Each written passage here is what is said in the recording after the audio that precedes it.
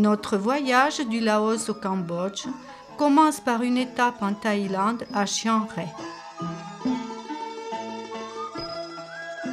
Notre hôtel se trouve dans un environnement superbe. Nous y passerons une nuit.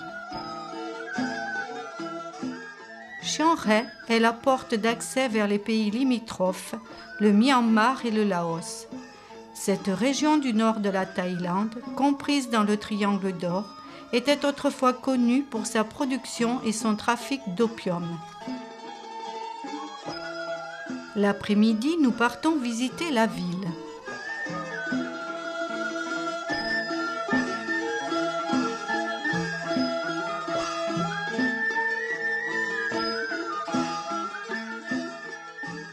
Notre premier arrêt est pour le temple bouddhiste du Wat Phra Kaeo, érigé au milieu d'un jardin luxuriant.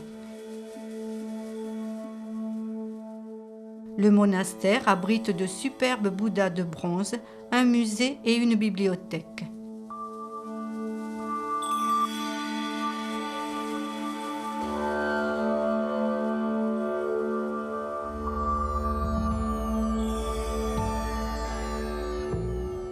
Le bouddhisme est une philosophie ou une religion apparue en Inde au 5e siècle avant Jésus-Christ. Issue des enseignements de Siddhartha Gautama, l'éveillé, considéré comme le Bouddha historique. Elle compterait aujourd'hui environ 500 millions d'adeptes dans le monde.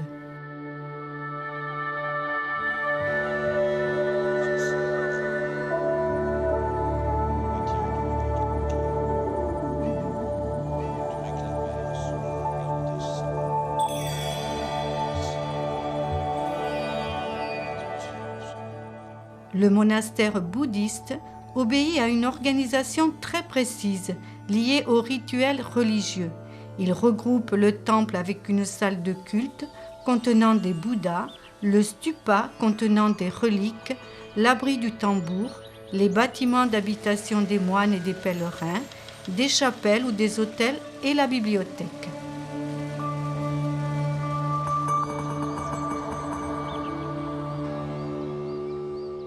Le Bouddha d'émeraude est une copie.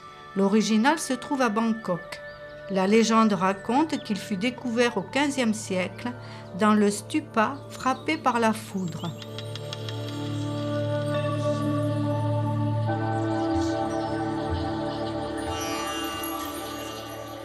Nous visitons ensuite le temple de Wat Phra Singh, qui est un exemple de l'architecture religieuse thaï.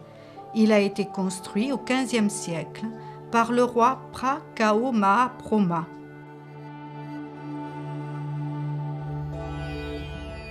Cette belle plante enroulée autour d'un arbre est une fleur du Sri Lanka.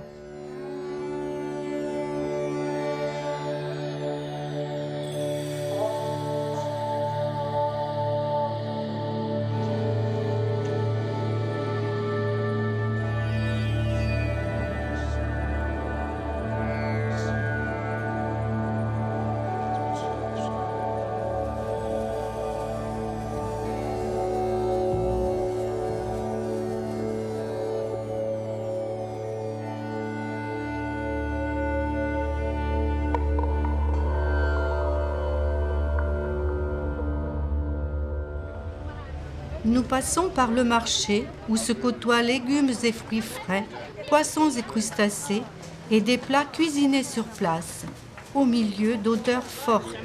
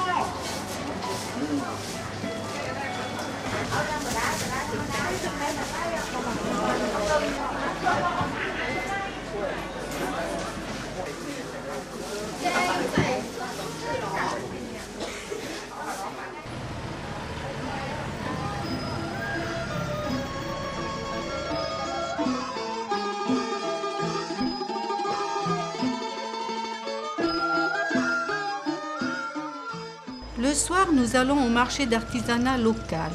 On y trouve de nombreux objets en tissu, des écharpes en soie, des sacs brodés provenant des différentes ethnies du pays.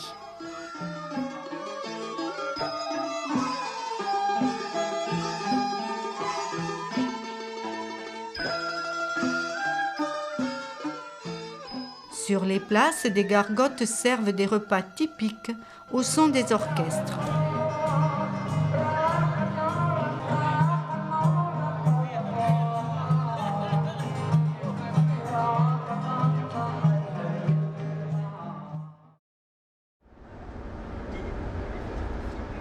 Le deuxième jour, nous montons dans des minibus et roulons vers le fleuve Mekong et la frontière du Laos. Nous sommes à Chiang Khong, au bord du Mekong. Après les formalités de douane pour sortir de la Thaïlande, nous prenons place sur des pirogues pour traverser le fleuve.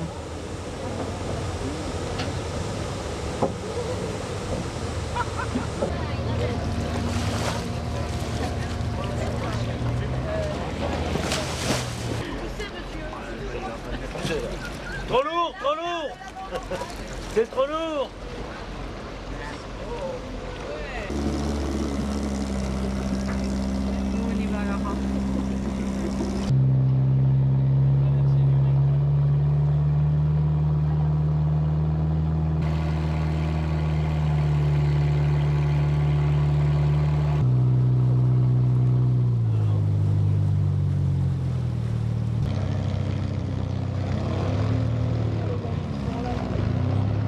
Nous sommes maintenant à Ban Huec Se, au Laos, où nous faisons connaissance avec notre guide 5 Chan. Après avoir fait tamponner nos visas, nous allons en minibus jusqu'au port pour embarquer dans un superbe bateau lent, en teck et bois de rose de 34 mètres de long. Nous allons parcourir 130 km pour arriver au village de Pak Deng.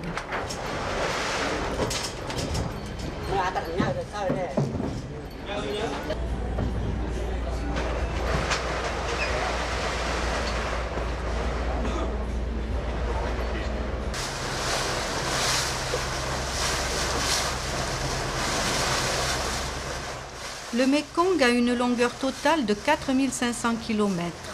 Il naît dans le Tibet et irrigue la Chine dans la province du Yunnan. Puis, il borde le Laos aux frontières du Myanmar et de la Thaïlande.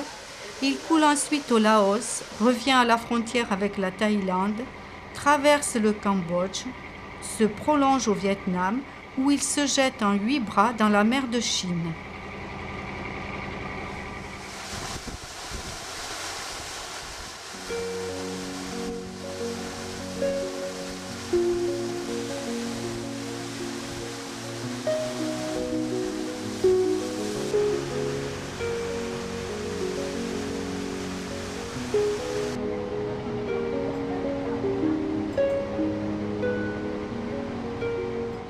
Il est utilisé pour l'irrigation, la pêche, la production hydroélectrique et le transport.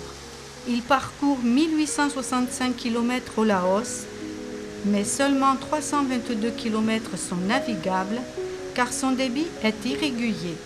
Sa profondeur est de 6 mètres et 10 mètres pendant la mousson. Plus de 60 millions de personnes dépendent de ce fleuve. De nombreux villages sont implantés le long de ses rives. Sur ces berges, riches en alluvions, les agriculteurs cultivent du riz, des fruits et des légumes. Certaines terres portent 2 récoltes par an.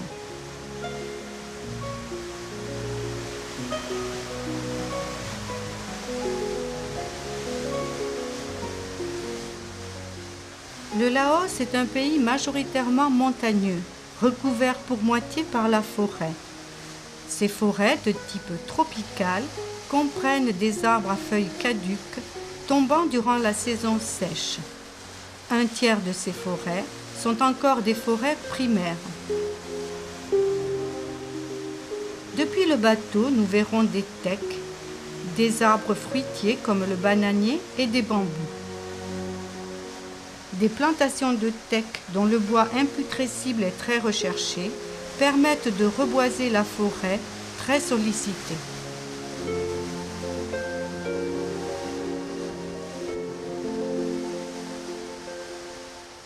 Le Laos est constitué d'environ 130 ethnies.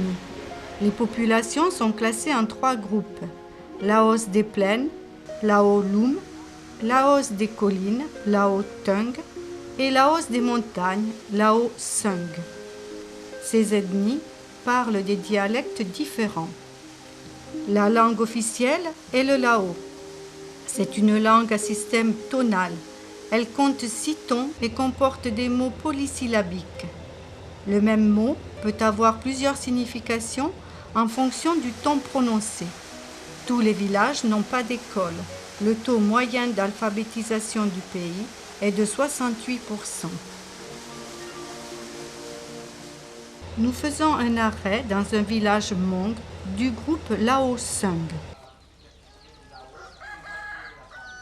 Ce peuple est originaire des régions montagneuses du sud de la Chine.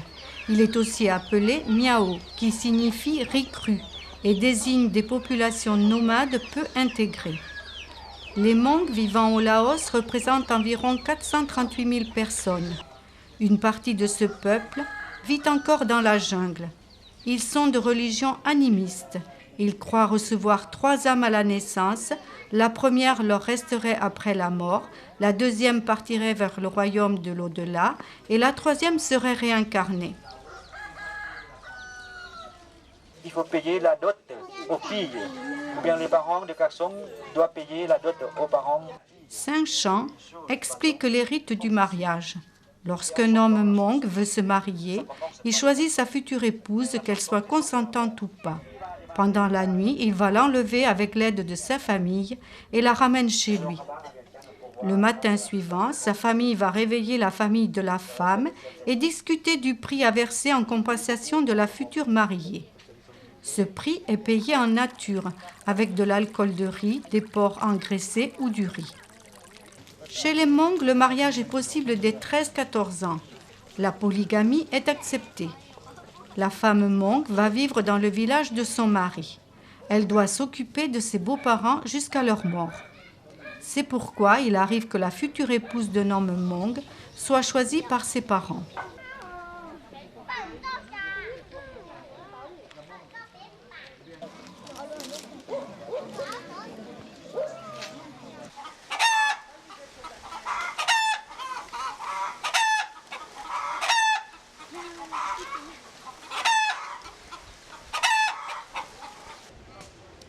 Nous regagnons le bateau accompagnés des enfants, les plus grands portant les plus petits. De petits bateaux rapides relient Pac Beng à vive allure en 3 heures, mais ils sont bruyants, inconfortables et dangereux.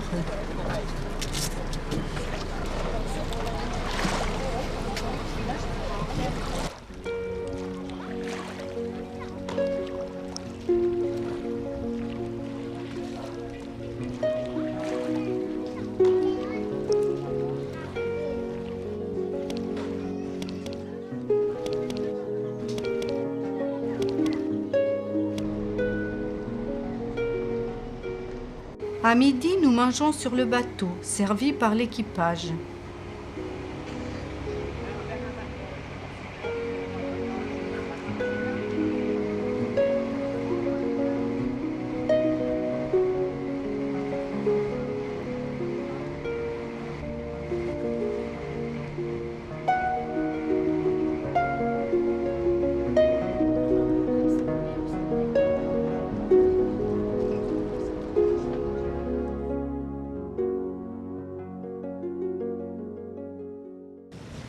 Dans l'après-midi, un autre arrêt nous fait découvrir un village Kamu, perché sur les rives du Mékong. Accueillis par de gentils enfants curieux et souriants, nous grimpons vers le village.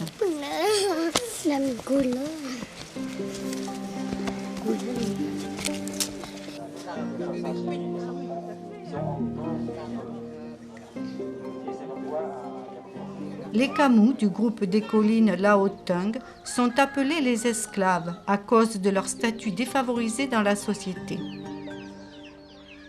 Les maisons traditionnelles Lao, souvent sur pilotis, sont en bambou ou en planches de bois. Elles sont construites au-dessus du sol pour éviter que des animaux comme les serpents et les rats ne rentrent et dévorent la nourriture. Dans les plaines, ces maisons sur pilotis protègent les habitants des inondations produites par la mousson. Des jeunes filles portent des plantes qui serviront à confectionner des balais. Des papayers couverts de fruits poussent au centre du village. Nous redescendons vers le Mékong pour aller voir des orpailleuses assises dans l'eau avec une batte. Elles prennent beaucoup de peine pour trouver de minuscules grains d'or.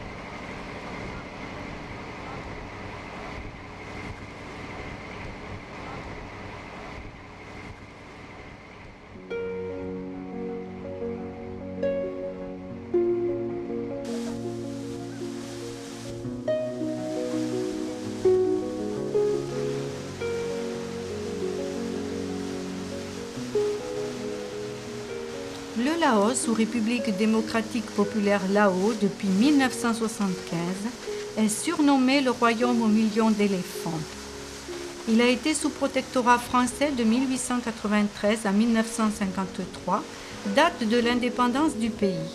Il est divisé administrativement en 16 provinces. Sa superficie est de 236 800 km². Il s'étend du nord au sud sur 1000 km. Il n'atteint parfois qu'une centaine de kilomètres de large. Sa population, estimée à 5 600 000 habitants, est essentiellement rurale, 78% des habitants vivant dans les campagnes ou les montagnes. La densité de population est de 24 habitants au kilomètre carré. Le taux de mortalité infantile est encore de 80% et l'espérance de vie est de 55 ans. Les montagnes et les plateaux occupent plus de 70% du pays, tandis que la forêt recouvre 53%.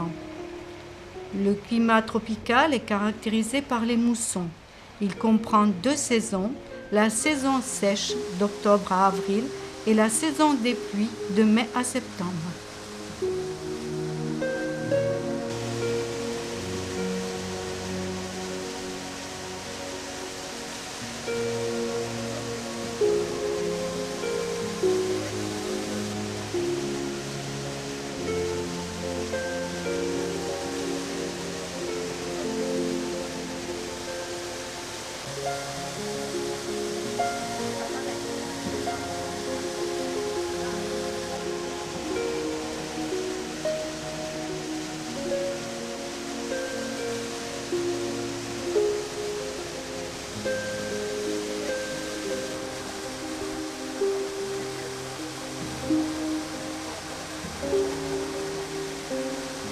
Nous arrivons en soirée au village de Pat Beng. Notre hôtel, abondamment fleuri, domine le fleuve. Nous allons passer 3 nuits dans ce cadre magnifique.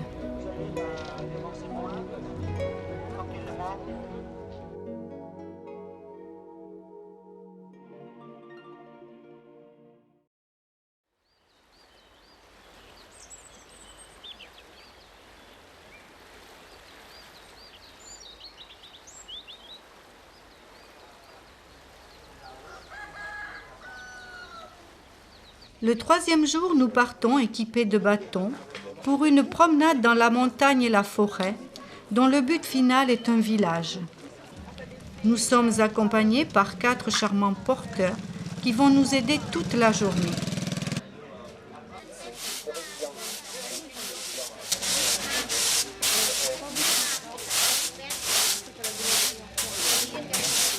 Nous traversons le village de Pakbang, dans lequel les maisons s'alignent des deux côtés de la route sur 4 kilomètres.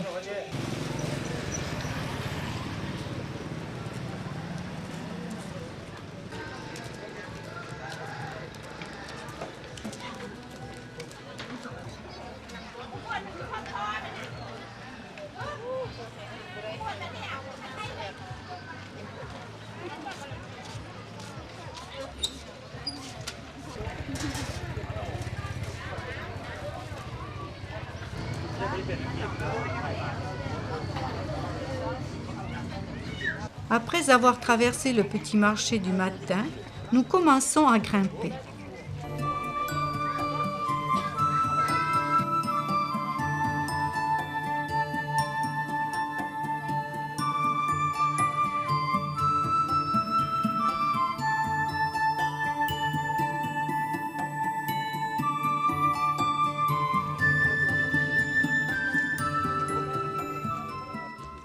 Le chemin escarpé comprend quelques passages difficiles.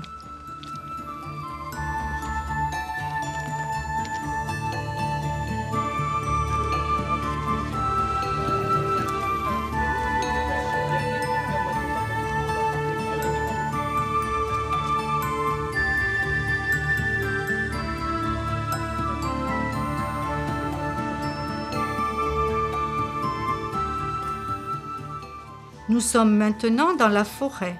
Un arbre est couvert de nids de frelons.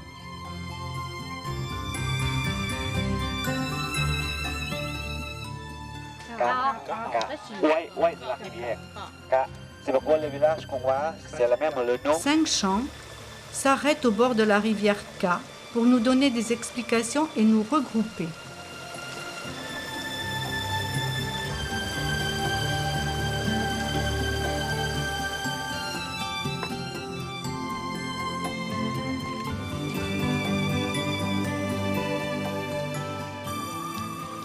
Le chemin se poursuit par des traversées de ruisseaux sur des cailloux, parfois sur des troncs d'arbres, et bien sûr la poussière et la chaleur omniprésentes.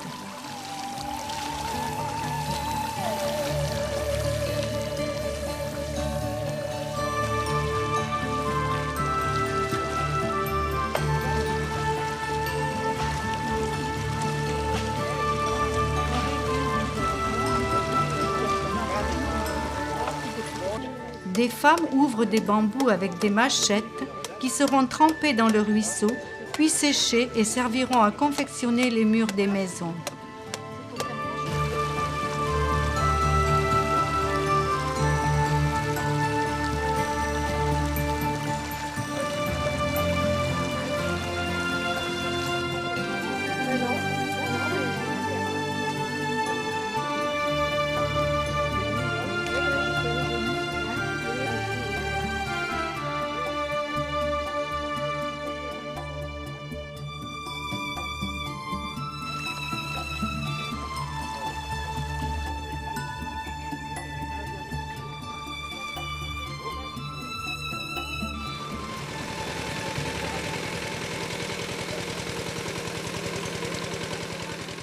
En traversant une rizière qui a été irriguée, nous pouvons voir les paysans labourer et les femmes planter le riz.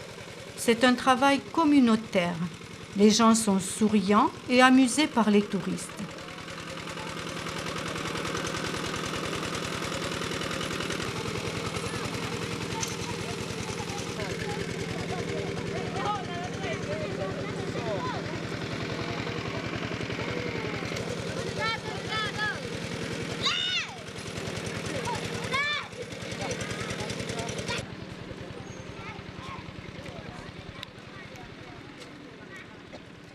Une petite pause au bord de l'eau permet de se rafraîchir avant de continuer vers le village de Banwika que nous atteindrons après 3 heures de marche.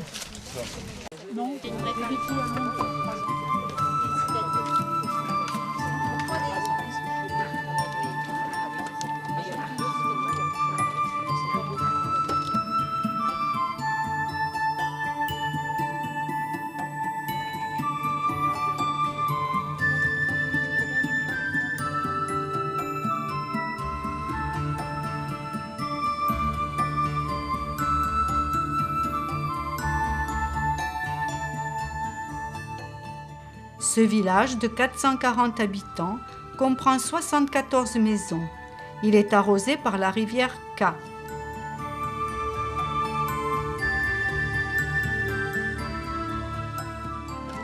Des villageois construisent une maison sur pilotis avec du bambou. Pour les murs, le bambou est ouvert, mis à sécher puis tressé.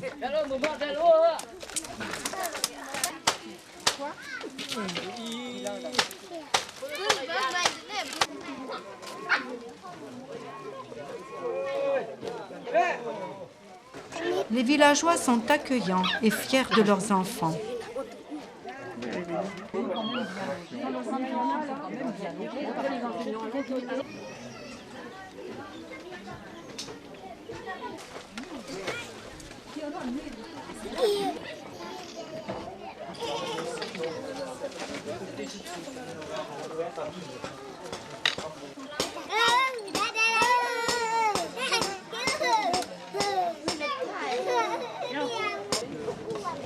Le forgeron travaille avec un soufflet fabriqué avec des bambous. Il forge avec dextérité les outils servant aux paysans.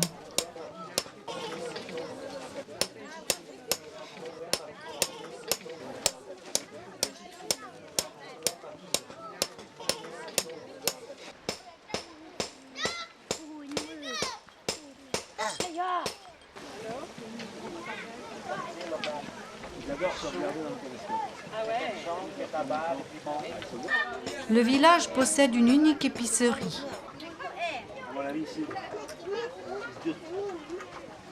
L'école, située de l'autre côté de la rivière, a été construite en 2009 par une organisation humanitaire. Elle a un effectif de 119 élèves répartis dans 4 classes. L'alphabet laotien s'écrit de gauche à droite. Il comprend 27 consonnes et 28 voyelles.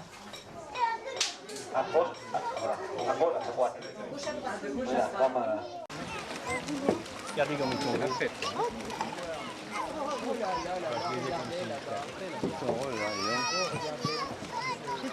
Saint-Chant nous propose de chanter une chanson remerciant la nature des belles choses qu'elle nous donne.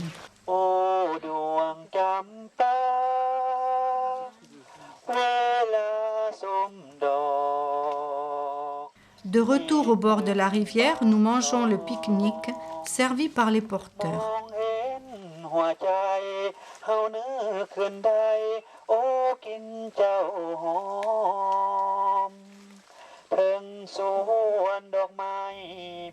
Nous prenons ensuite le chemin du retour.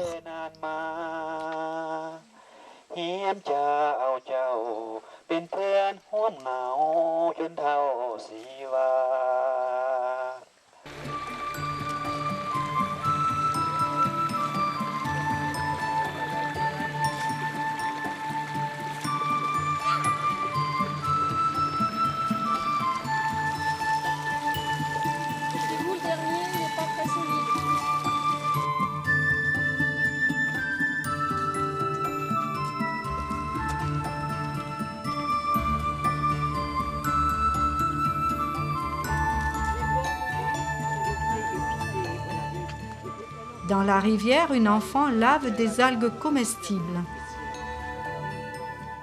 En passant dans le village de Bang King Chang, nous sommes entourés par des enfants vendant des cuillères fabriquées avec des bambous.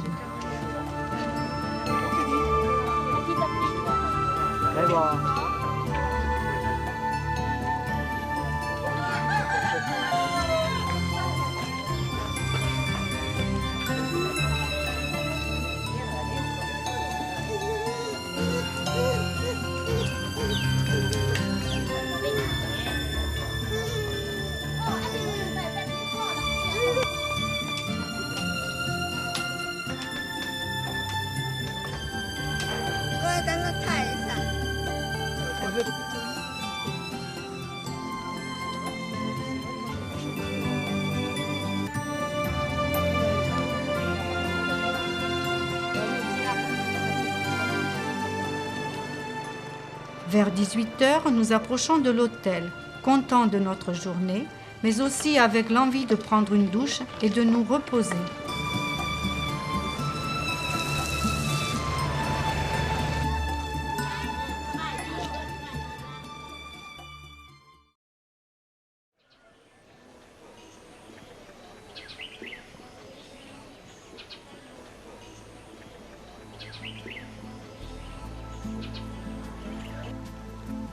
Le 4e jour, nous descendons vers l'embarcadère pour monter dans une pirogue.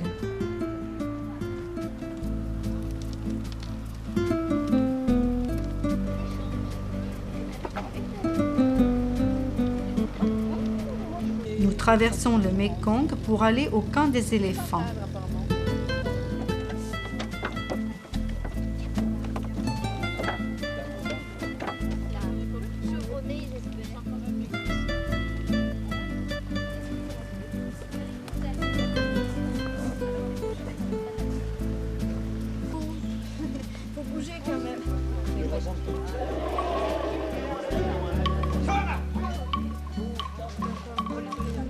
Les éléphants ont déjà travaillé le matin. Ils arrivent dans la rivière avec leur cornac pour prendre un bain rafraîchissant.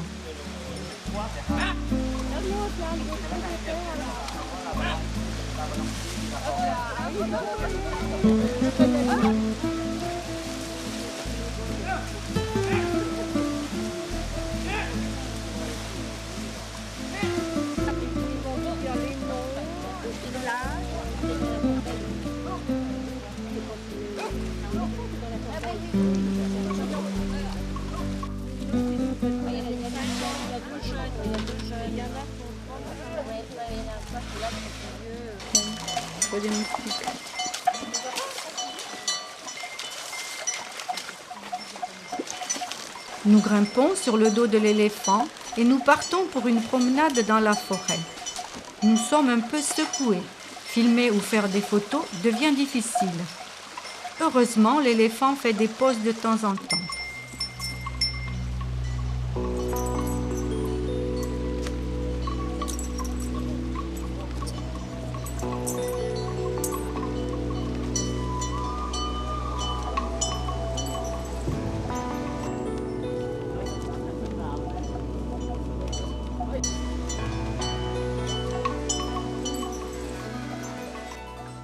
Au Laos, il y aurait 2000 éléphants, dont 500 domestiqués, travaillant dans l'exploitation de la forêt ou dans le tourisme. Dans cet ancien royaume du million d'éléphants, les territoires des éléphants vivant à l'état sauvage se réduisent de plus en plus. Une zone est maintenant protégée afin de conserver leurs chances de survie.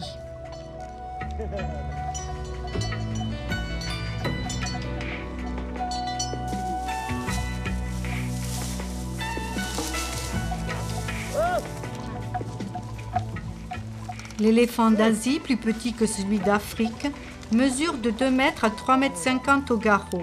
Ses oreilles et ses défenses sans pulpe sont aussi plus petites. Seuls 50% des femelles portent des défenses. Sa trompe se finit en une lèvre unique. Il peut peser jusqu'à 6 tonnes. Il peut vivre au maximum 60 à 65 ans à l'état sauvage et 80 ans en captivité. Les éléphantes ont des petits tous les 4 ou 5 ans. Le temps de gestation est de 21 à 22 mois. À la naissance, un éléphanteau pèse 200 kg. Il devient adulte à l'âge de 13 ans. Tous les jours, ils ont besoin de 250 kg de fruits, fleurs, racines et plus de 80 litres d'eau.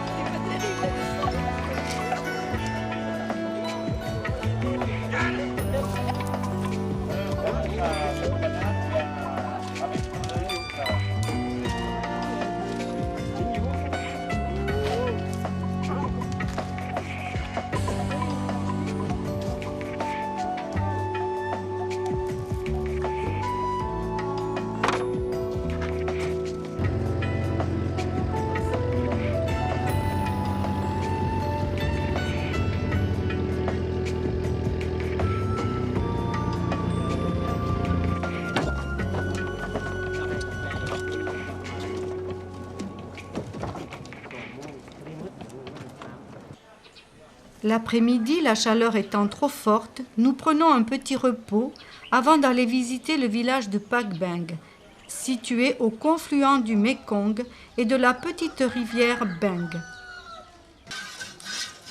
Devant leur maison, des femmes cuisinent. L'une d'elles a dans une corbeille tous les ingrédients pour chiquer le bétel. Les feuilles de bétel sont mâchées avec de la chaux et de la noix d'arec. Nous passons devant un petit temple bouddhiste, le Wat Kokor. Wat signifie temple en laotien.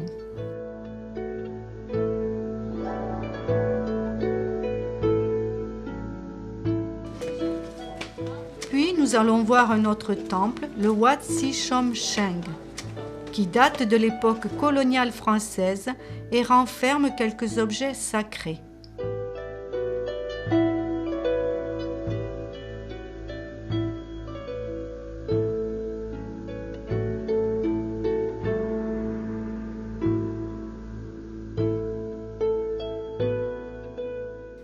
Depuis ce temple dominant le Mékong, nous assistons au coucher de soleil. Avant de descendre vers le port et de regagner l'hôtel.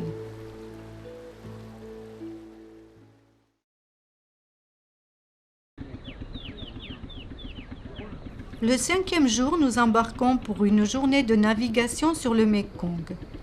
Nous arriverons en soirée à Luang Prabang, la ville aux 66 temples bouddhistes.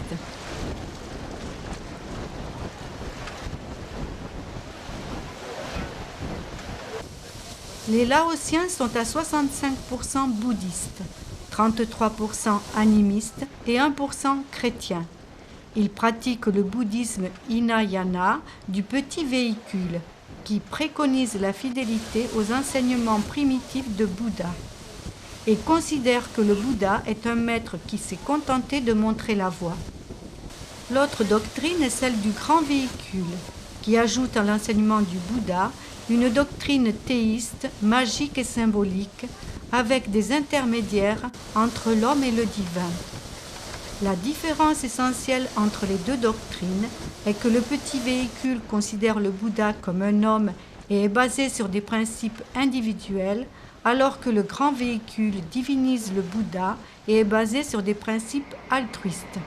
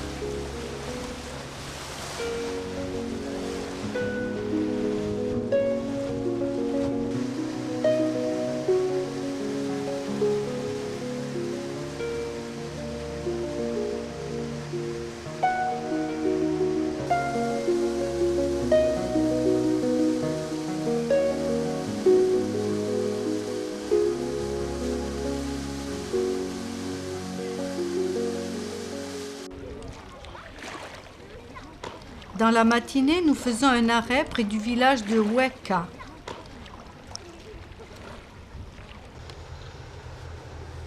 Nous grimpons entre des enclos dans lesquels sont cultivés des arachides dans le sable.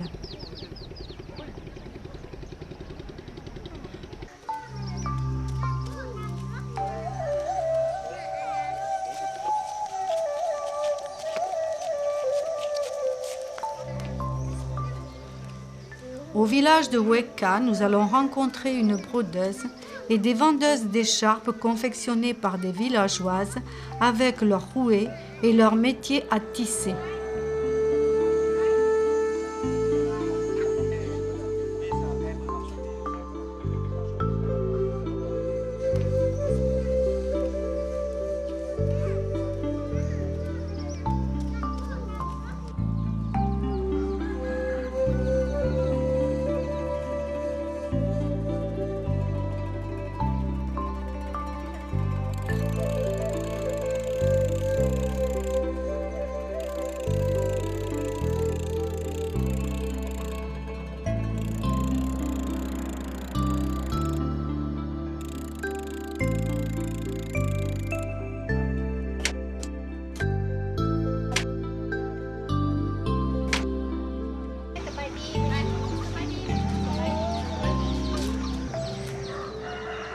Le village possède un temple bouddhiste, rutilant et éblouissant au soleil.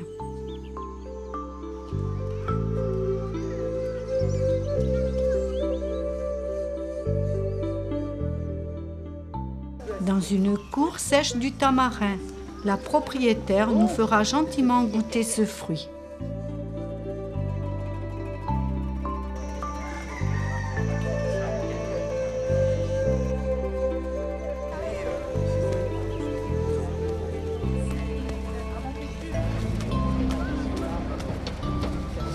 Après l'indépendance du Laos en 1953, la formation d'un gouvernement de coalition en 1957 conduisit à une succession de coups d'État avec le soutien de l'URSS, de la résistance nord-vietnamienne et des USA.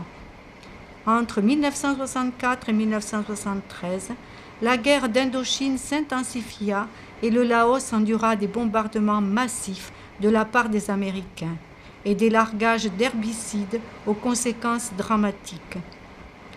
La piste Ho Chi Minh qui traversait le Laos fut utilisée pour alimenter l'effort de guerre au Sud-Vietnam.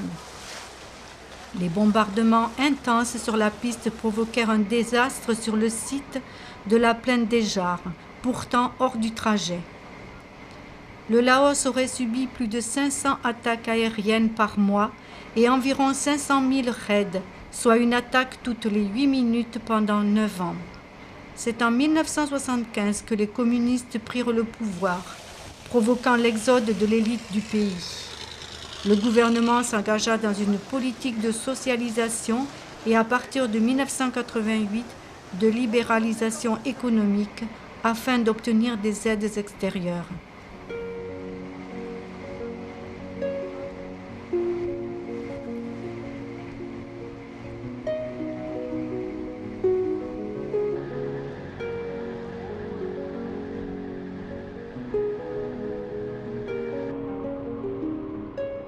Nous arrivons aux grottes sacrées de Paku, situées dans une falaise abrupte. Longtemps habitées par des ermites, ces grottes sont un lieu de pèlerinage important. Des centaines de Bouddhas apportés par les pèlerins remplissent la grotte.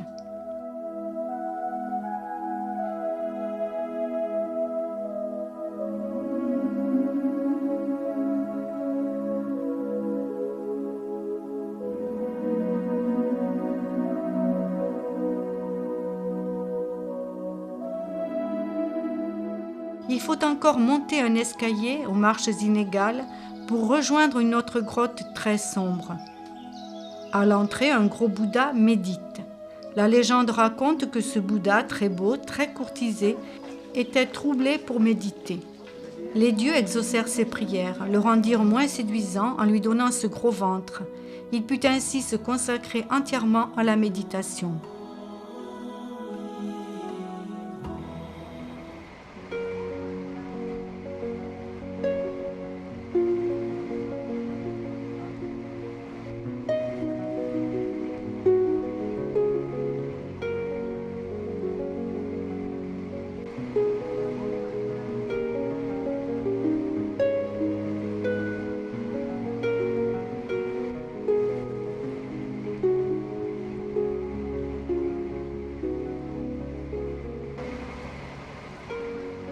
Nous approchons de Luang Prabang. Cette ville a été capitale royale du Laos du XIVe siècle jusqu'en 1946. Bâtie au confluent du Mékong et de la rivière Nang Kham, elle compte 60 000 habitants. Elle est classée au patrimoine mondial de l'UNESCO.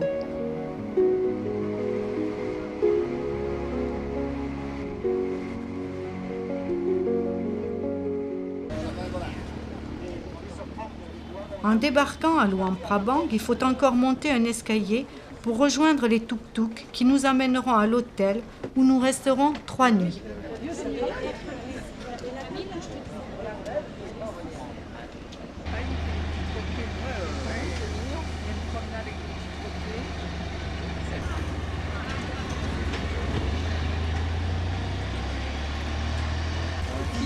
Alors nous arrivons. Ça fait pas loin. Nous arrivons.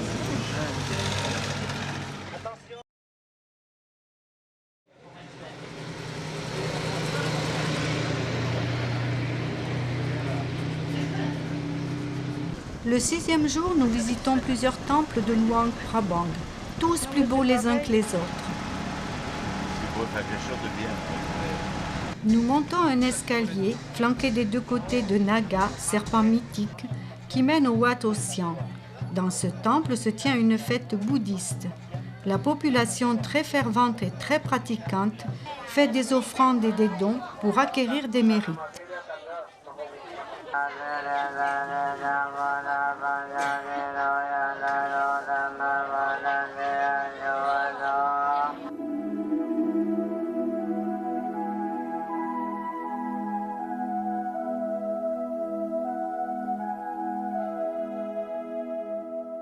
Le Wat Ossian, construit en 1705 et reconstruit vers le début du XXe siècle, possède de belles fresques murales représentant l'homme dans le ciel et l'enfer.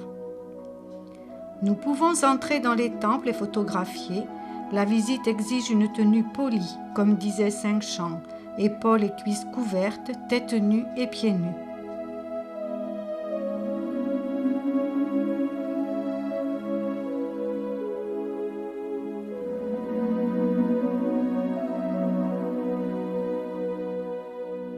Le Wat Phra Mahathat ou Wat That, construit au XVIe siècle, est aussi appelé monastère du Stupa.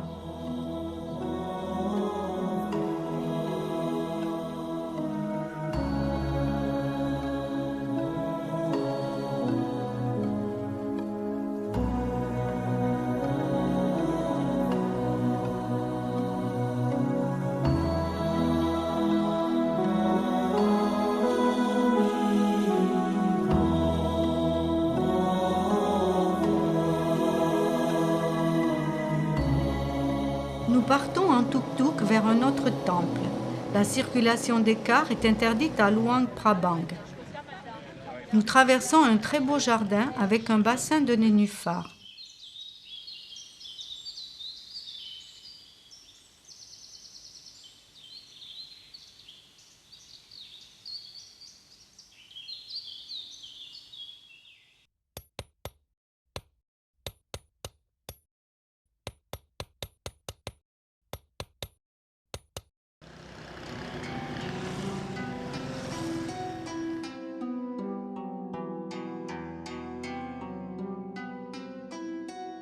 Nous découvrons dans un parc un grand stupa dont l'origine remonte au XVIe siècle. Son véritable nom est le Tat Pathum, stupa du lotus, mais à cause de sa forme, il est couramment appelé Tat Makmo ou stupa de la pastèque. Le stupa ou Tat est un édifice funéraire qui renferme les reliques d'un personnage important. Face au stupa se dresse le Wat Vizun. C'est le plus ancien temple de la ville, construit vers 1450, mais reconstruit en 1898. Il abrite une collection de statues de bois représentant le Bouddha, notamment dans la posture appelant la pluie, debout, les bras sur les côtés du corps. Un peu à l'écart, le Wat Aham, où se mêlent les religions animistes et bouddhistes, a été construit en 1818. La rivière Nang Kham est un affluent du Mékong. Un pont de bambou permet de passer sur l'autre rive.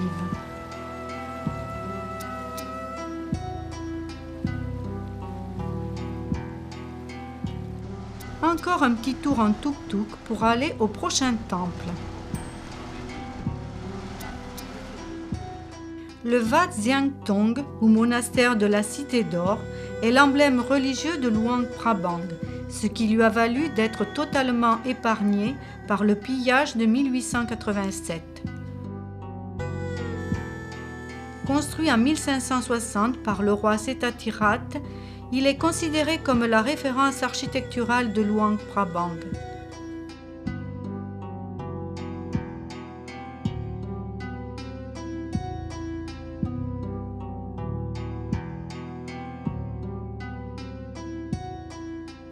Dans un beau pavillon doré trône l'imposant char funéraire des anciens rois du Laos.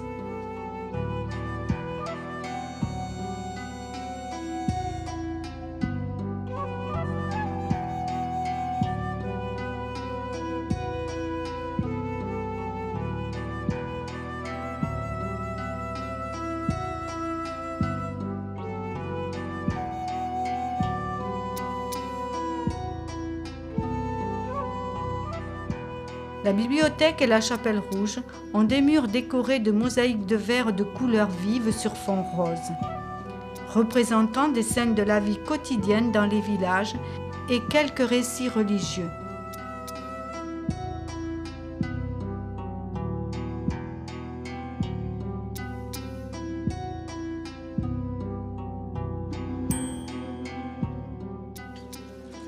À la sortie du temple, dans la rue, des galettes de riz sèchent sur des cadres de bambou. Elles sont ensuite emballées pour être vendues.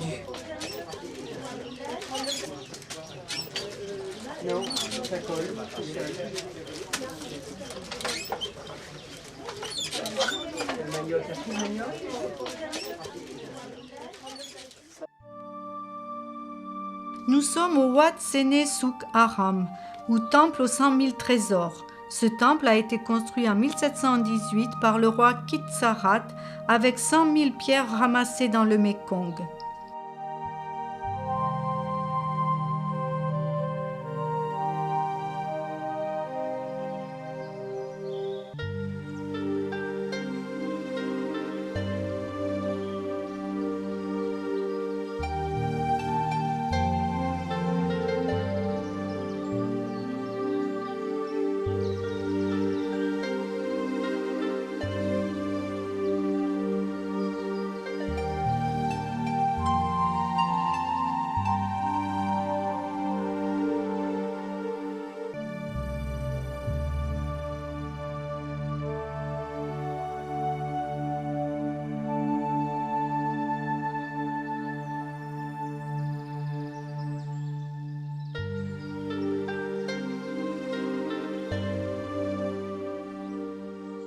Un petit temple situé à côté d'un bel arbre couvert de fleurs abrite un grand Bouddha debout.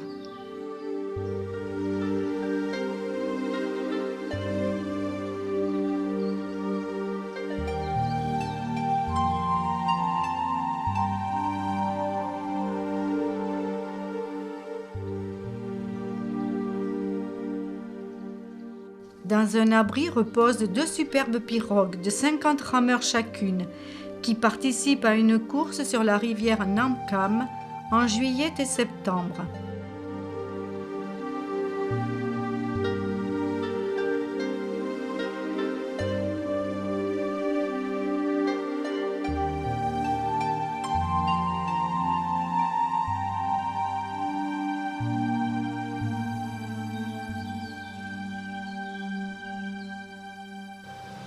Luang Prabang, ancienne colonie française, a conservé d'anciennes maisons de cette époque. Dans cette rue, elles ont été restaurées.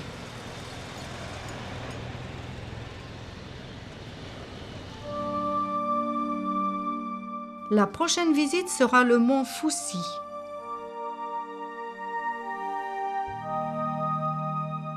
Nous sommes devant le Wat Pak Wak, situé au pied du mont Phu-Si.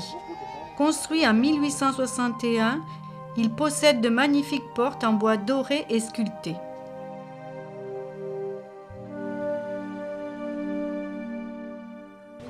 Il faut monter 350 marches pour arriver au sommet de la colline du Phu-Si. En chemin apparaît la plaine de Luang Prabang, traversée par la Nam Kham.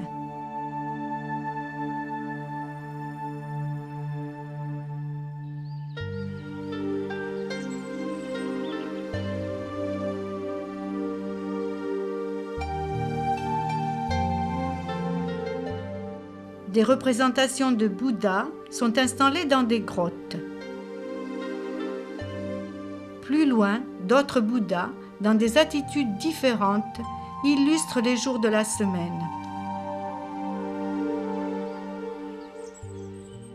Encore un petit effort et nous sommes au sommet, où se dresse le Tat Chomsi, stupa de 24 mètres, bâti en 1804. Du haut de la colline, la vue permet de contempler le coucher de soleil sur le Mékong.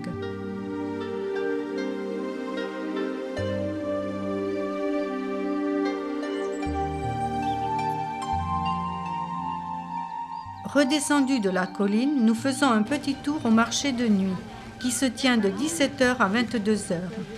Il regroupe des produits d'artisanat local. Les couleurs vives et chatoyantes des écharpes, des vêtements et de tous les objets brodés attirent le regard. On y trouve aussi quelques sculptures d'éléphants et de Bouddha.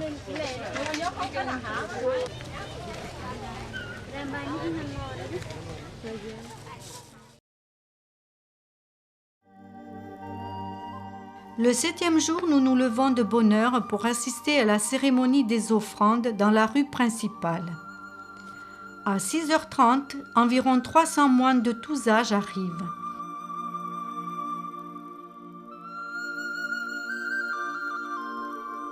Les habitants de la ville, déchaussés et agenouillés sur leur passage, déposent dans leur panier une cuillerée de riz et des fruits.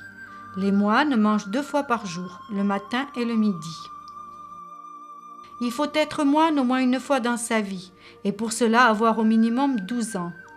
Pour les jeunes garçons issus de familles modestes, la vie monastique offre la possibilité de suivre un enseignement, mais ne les oblige pas à entrer dans les ordres.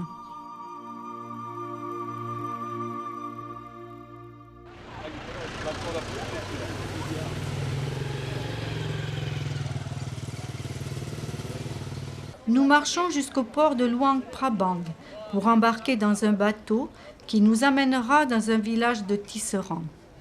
Ça serait peut-être pas mal aussi. C'est trop fort.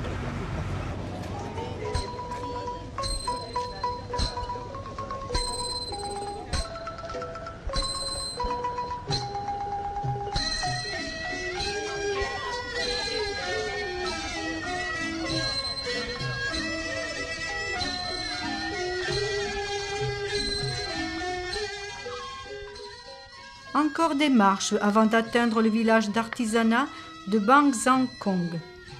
Des villageois confectionnent du papier avec de l'écorce de mûrier. Des bandelettes d'écorce sont bouillies puis écrasées pour obtenir une pâte à papier liquide. Dans cette pâte sont insérés des végétaux, feuilles et pétales de fleurs. Les feuilles de papier sont ensuite mises à sécher sur des cadres devant les ateliers.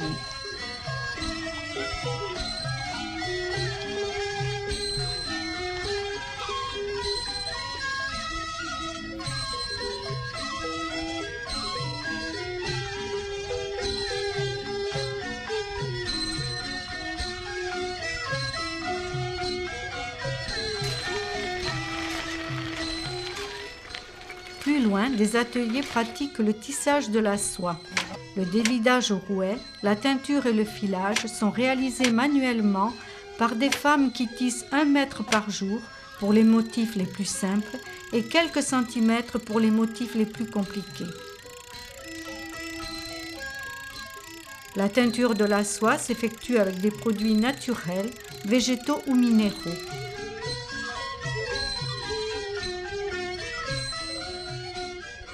Cette fleur rouge s'appelle rose de porcelaine.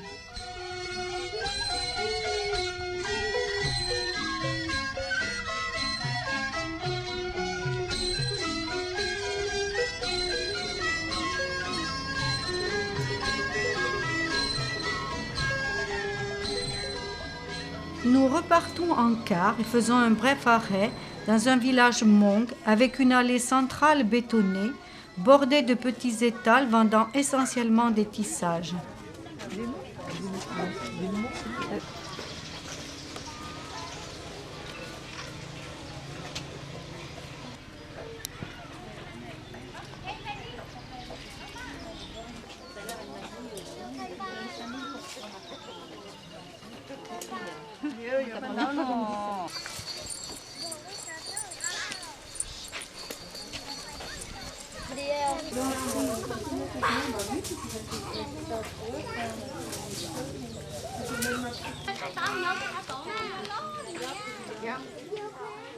Depuis le village, nous allons voir les chutes de Quan Si, situées à 30 km de Luang Prabang.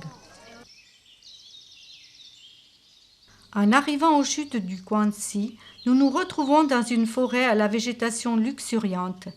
Après avoir franchi des petits ponts, nous arrivons près de bassins aux eaux turquoises.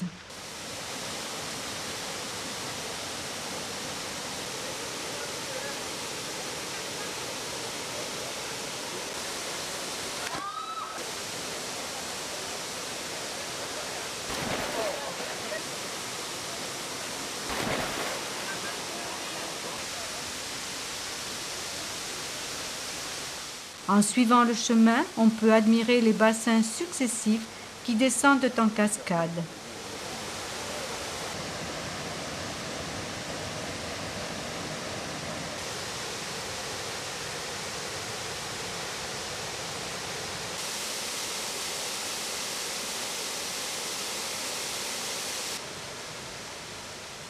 Un moulin actionne un pilon pour faire de la farine de riz.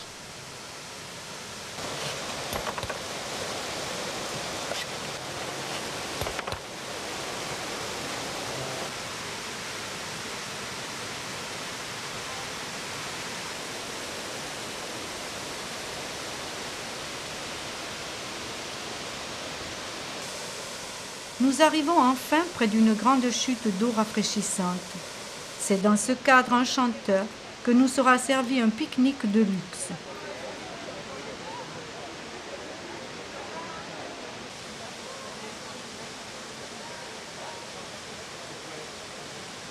Après le repas, quelques-uns prendront un bain dans l'eau claire et fraîche à 20 degrés et d'autres se contenteront de tremper leurs pieds.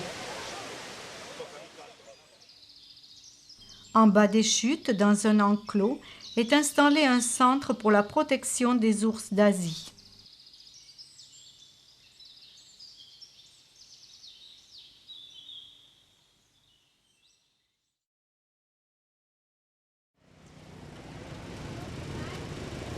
Le 8e jour, nous partons en tuk-tuk pour aller au marché du matin.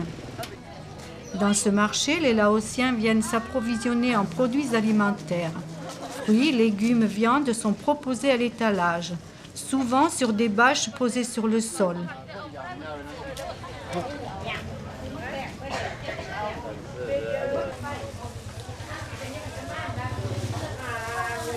Le marché présente une grande variété de fruits typiques, comme le fruit du dragon, le longan au goût de litchis, le ramboutan et le mangoustan.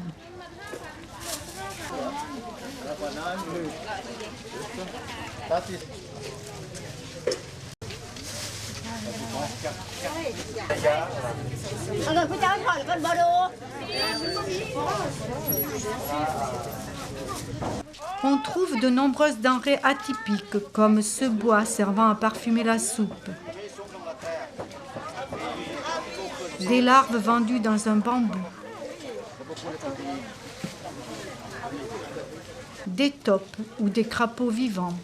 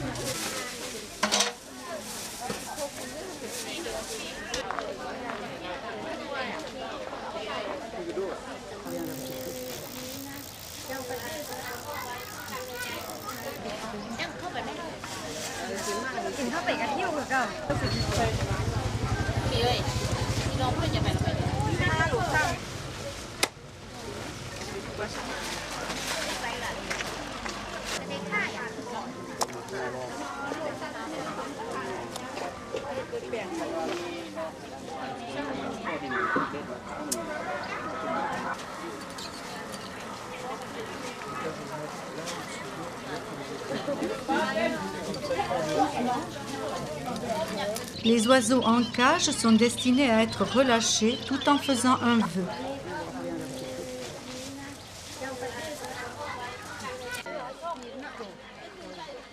Nous partons visiter le musée du Palais Royal installé dans l'ancien palais.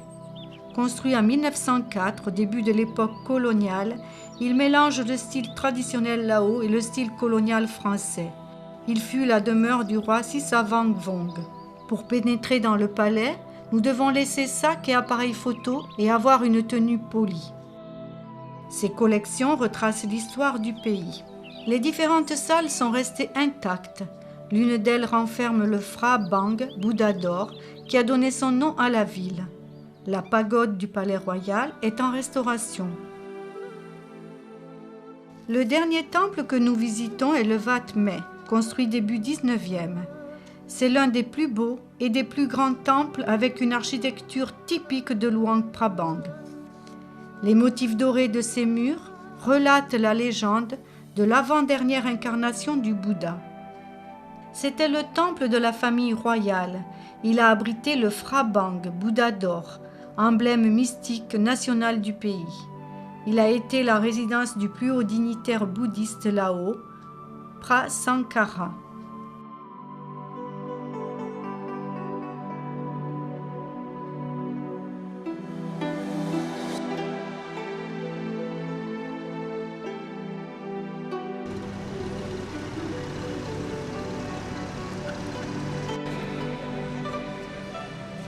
Nous allons ensuite déjeuner dans un très joli cadre au bord d'un bassin rempli de nénuphars.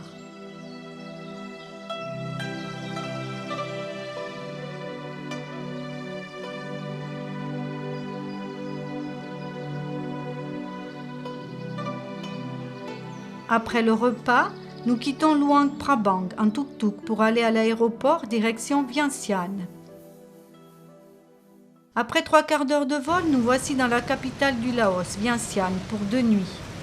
Située sur la rive gauche du Mékong, elle compte 716 000 habitants. Notre première visite est pour le monument à la mémoire des victimes de la guerre au Laos, le Patuxet, situé à l'extrémité de l'avenue Lanzang. Ce monument a été construit en 1958. Il est l'objet d'une anecdote cocasse puisqu'il a été terminé en 1962 avec du ciment donné par les Américains pour la construction de l'aéroport, d'où son surnom de piste verticale. Le Patuxet offre un point de vue sur la belle avenue Lanzang et sur la ville de Vientiane.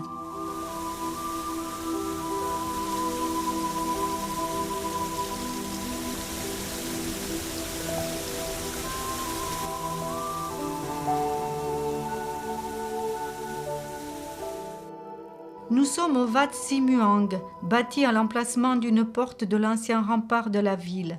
Il est censé abriter le génie tutélaire de la capitale. La légende remonte au XVIe siècle, lorsque le roi Setthathirath décida de s'installer à Vientiane. On dit qu'un naga sacré le conduisit à cet emplacement et qu'une jeune femme enceinte fut ensevelie sous l'énorme pilier de pierre. Au Laos, le culte des génies est encore vivace et se mêle à la religion.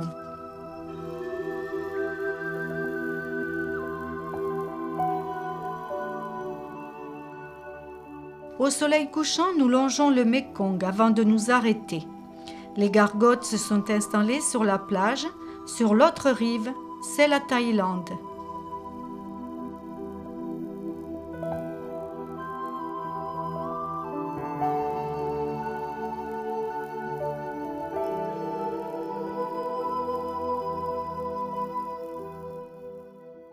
Au cours d'un dîner-spectacle, nous avons découvert des danses traditionnelles du Laos. Elles expriment des moments de la vie quotidienne, travaux des champs, rivalités, rapports sentimentaux. Elles sont pratiquées lors des fêtes de village.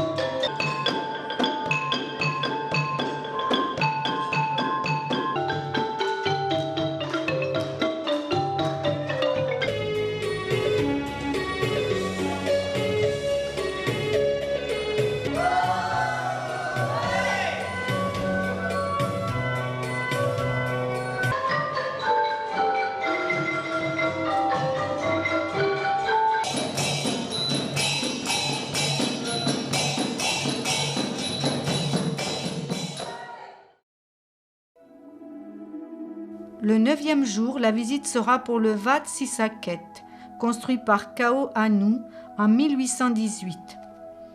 Ce temple-musée est la construction la plus ancienne de Vientiane, puisqu'il fut le seul monument à avoir été épargné par les Siamois lors de leur raid incendiaire de 1828. Probablement en raison du style typiquement thaï dont s'étaient inspirés ces bâtisseurs. Les murs internes du cloître sont creusés de petites niches ornées de 9000 statuettes. 120 statues de Bouddha en bois ou en bronze, datant du XVIe au XIXe siècle, sont exposées autour du cloître.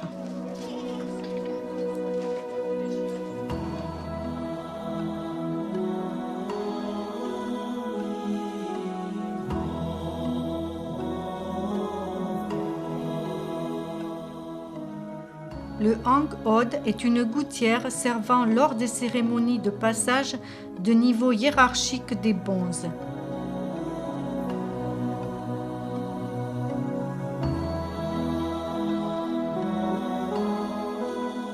De l'autre côté de la rue, le Phra Keo est un ancien temple royal reconstruit en béton par la France, devenu un musée présentant des objets bouddhiques.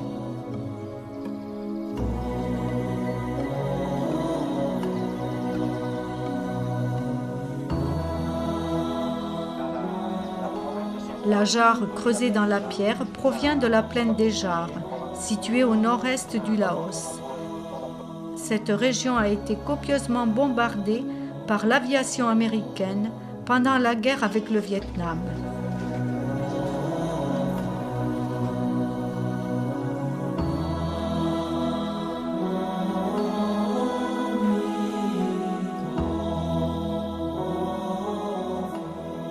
Le temple est entouré d'une galerie décorée de statues de Bouddha en bronze du XVIIIe siècle, dans diverses positions de méditation.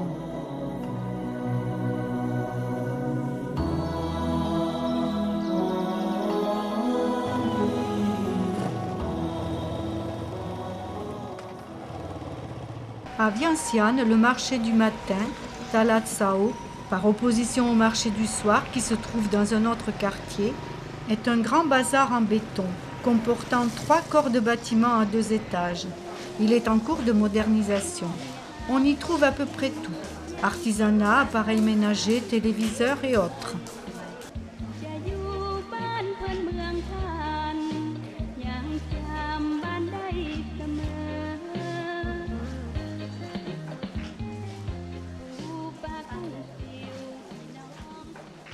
Nous sommes éblouis en arrivant au Phra That Luang étincelant au soleil. Ce monument représente la foi bouddhiste et la souveraineté du Laos. C'est le plus important stupa du pays. Le roi Setthathirath l'a fait bâtir au XVIe siècle. Il a été restauré en 1900 par les Français, puis en 1931, sur la base d'esquisses réalisées par l'explorateur Louis de la Porte. Le Phra That Luang renfermerait une relique de Bouddha. Il figure sur les armoiries du Laos et sur ses billets de banque.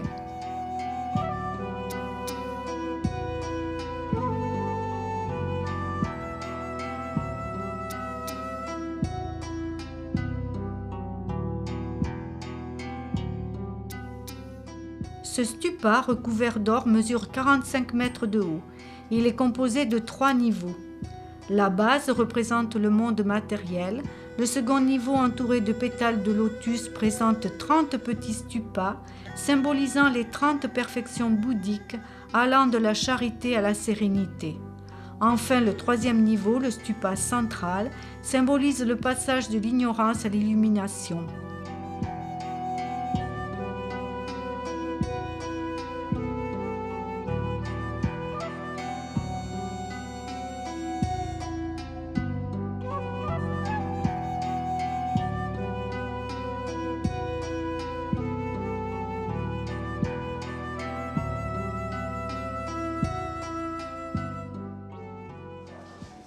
Nous allons dans un atelier de fabrication artisanale de bijoux en argent.